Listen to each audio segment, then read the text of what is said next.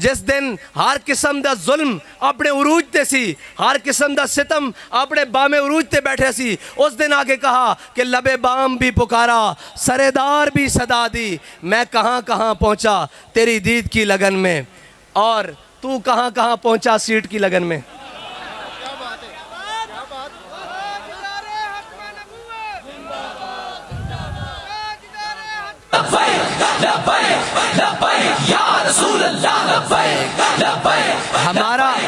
हमारा मकसद कौम को अपनी कुव्वत दिखाने का नहीं होता।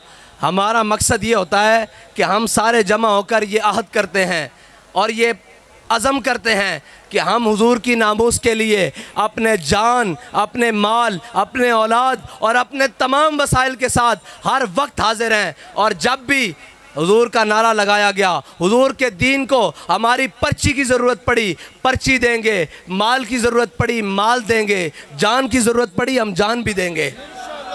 और अभी तो एक मैदान था ना जो डी चौक की तरफ रास्ता जाता है, अभी 6 दिन और हैं। मैं कहा 6 नहीं 600 भी होन, इन्हें तेल कोई नहीं,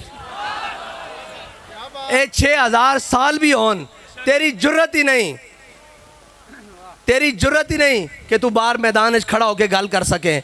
अगर अल्लाह ताला ने जुर्रत किसी नू बख्शी तो तहरीक लब्बैक पाकिस्तान दे कारकुनान नू बख्शी, और तहरीक लब्बैक पाकिस्तान से जिम्मेदारान नू बख्शी।